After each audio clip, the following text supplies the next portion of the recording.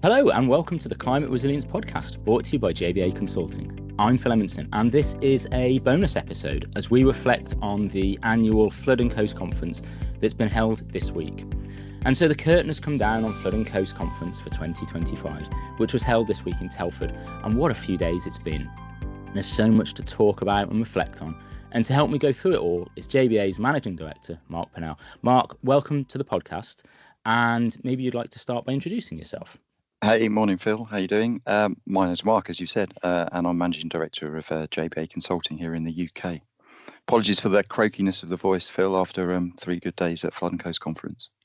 I am exactly the same, Marc. So yeah, if people can hear that croakiness, that's just because there's been so much talking that we've been doing over the last 3 days. And as you say, there was so much going on over those 3 days. But I'm really keen to explore what your highlights were and what you took away this year. Oh, there's a few highlights, Phil, as you can anticipate, not least the opportunity to reconnect with many other people. I was speaking to somebody and they indicated or suggested it was a little bit like a school reunion, to be honest. But the theme of Flood and Coast this year was about connecting our sector, wasn't it, with other sectors to deliver on government's growth ambitions, and that does require us to come together and collaborate. There's still much to do, in my view, to increase the participation outside of flood risk management professionals. But the level of attendance by local authorities, for example, this year really stood out to me. It's a significant increase on previous years, and I think FCRM and the conference organisers should be congratulated on achieving that. Unsurprisingly, the Flood and Coast Awards, which was celebrated on the second evening of the conference, was also a highlight. We, JBA, had representation across most of the award categories, actually.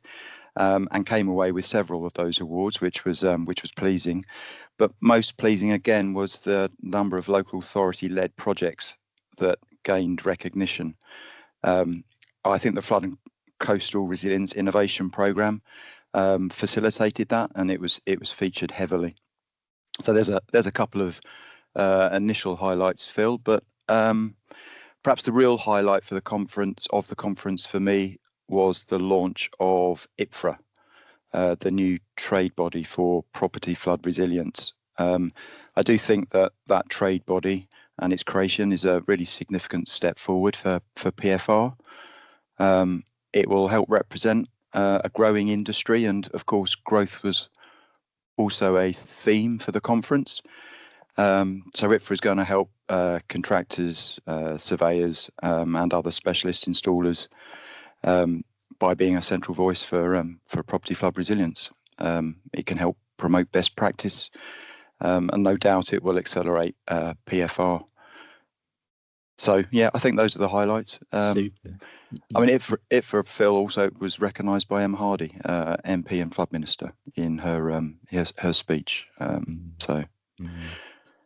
Yeah, and as you know, I've been involved in PFR for the last sort of 15 years really, and it's been a long and hard journey to get to this point, but real congratulations to those involved in setting up IPFRA. And in fact, we had Shelley Evans from JBA on the podcast in advance of Flood and Coast, and she was talking about the steps that have been involved in the last few years to get IPFRA set up. And it is, as you say, Marc, a really important milestone in the mainstreaming and continued professionalisation of PFR. So yeah, delighted to see that launch, and as you say, the recognition from Emma as well. It was really pleasing, actually, Phil, to be able to join the launch event, which was supported by Flood Re. I also managed to participate in the PFR roundtable the following day. So lots of good things happening. We're very pleased to be one of the founding members of IPFRA. And I would note that it was at Flood and Coast last year that the idea of a trade association came into being.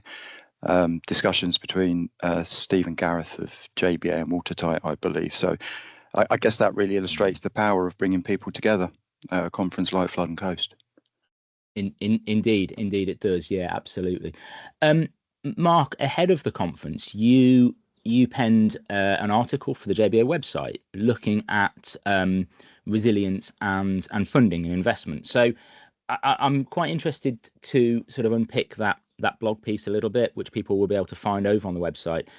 What is it in terms of investment and funding that you would like to see happen now, and how must government approaches to investment evolve so that we can invest in the right things at the right places and at the right times? Okay, yeah. So in my piece, I called for an overhaul of flood funding, the intention of which would be to deliver increased and broader resilience to the impacts of climate change. And to do that, in my view, a funding model is needed that really values long-term adaptation, and one that reflects the real breadth of benefits that flood and coastal risk management can deliver. I don't think the current funding models do that. Funding models need to better integrate enhancement and economic regeneration as well, alongside, the primary purpose of flood protection. So there needs to be some change, and that was the purpose of the piece, to call for an overhaul. I think that change at its highest level is threefold. Firstly, Treasury rules and GIA granting aid criteria need to be updated so they can support multi-beneficial schemes, truly support multi-beneficial schemes. The overhaul needs also to have clear cross-government metrics so that we can better measure and demonstrate return on investment.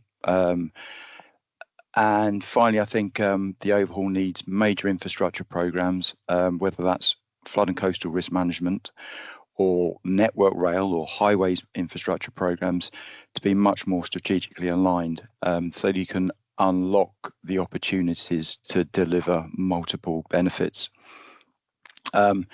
So they're perhaps three very high level changes that I think need to happen. And the piece I wrote also shared, I think, a frustration that's held widely across flood risk management for professionals, that previous reviews of partnership funding have not really led to any meaningful change, Phil. Sure. And quite timely, actually, Mark, that we're having this conversation, because whilst we were all gathered and assembled in Telford, there was a consultation published by DEFRA on reforming our approach to flood funding, which I will admit I've not had time this week to dive into, but it's certainly on my list of things to do today. So it's quite timely, I think, that we're having this conversation around the transformation of how we invest in resilience and FCRM projects and programs moving forward. So I'm really keen to explore what that consultation looks like. So I'm yet to read the details too, Phil, but I have had an initial look, and I would say I'm cautiously optimistic. There's some resonance maybe with the things that I've just discussed, and with some other of the elements in my original piece.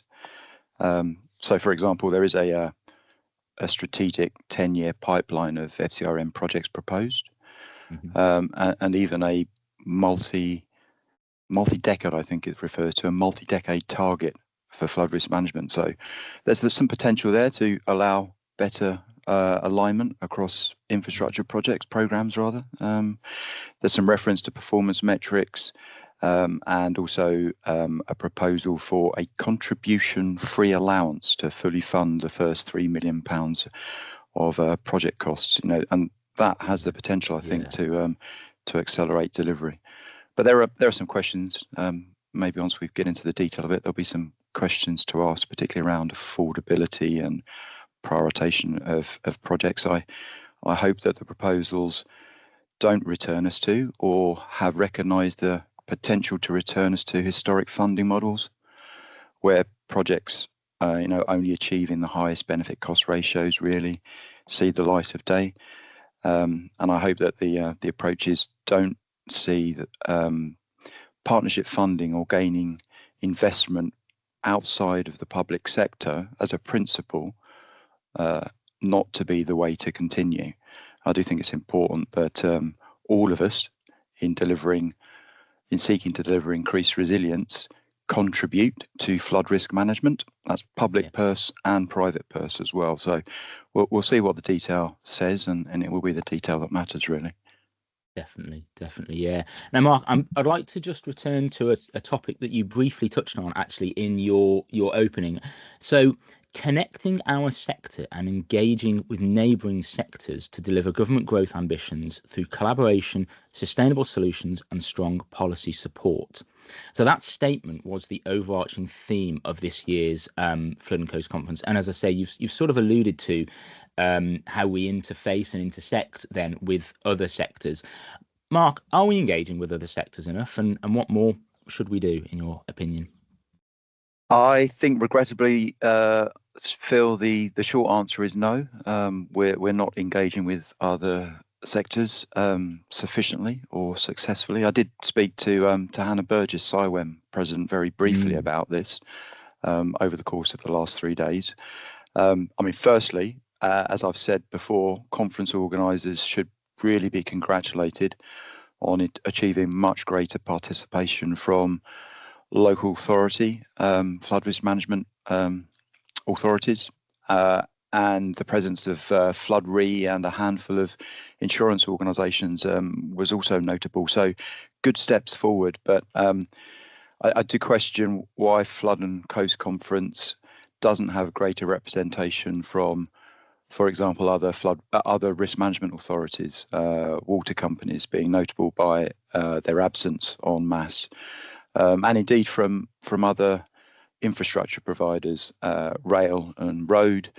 And dear to my heart, it'd be great to see some more placemakers there, whether from local government, those involved in strategic planning, or others developing and even delivering the growth that the government is seeking.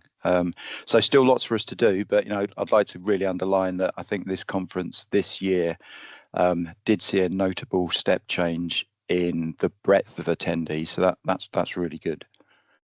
Yeah, absolutely. And in fact, Mark, later on in June, JBA, we're convening our second Resilience Roundtable event in London, where we will seek to bring together representation from both within our sector, but also those neighbouring sectors, as we seek to improve the overlap and the conversation that we started last year, actually, at a previous roundtable. But at that event, we will have representation from funding and finance, from academics, from hopefully business, trade, planning, sort of those involved in development and house building as well. So you're right. I think there is definitely more we can all do collectively on improving the intersect with other sectors.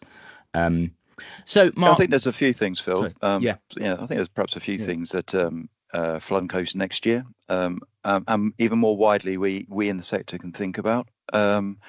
This year's agenda supported, with its focus on local and community resilience, the attendance of local risk management authorities. So I think that's the first thing. The agenda needs to be relevant to those other organisations.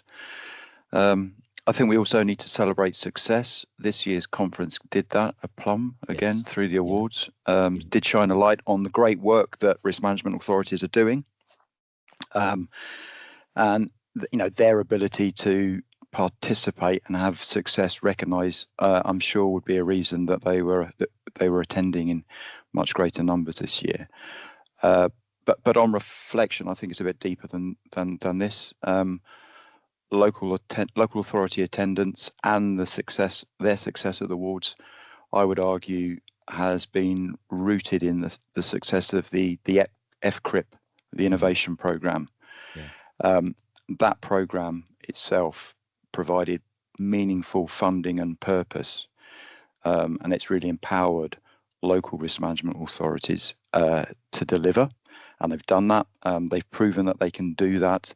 And that was reflected in the energy at the conference as well. So perhaps the answer to engaging with other sectors is to have clear single purpose alignment.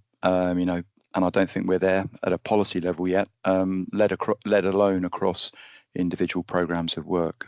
So a few things to reflect on there, Phil. Yeah, absolutely. And it'll be really interesting to see how some of these opportunities and challenges are addressed at next year's event, which is in Liverpool, isn't it? So yeah. Mark, final question then, I suppose, for you as we sort of wrap up. How can events like Flood and Coast continue to drive meaningful progress and collaboration, which is what you've spoken about throughout, really?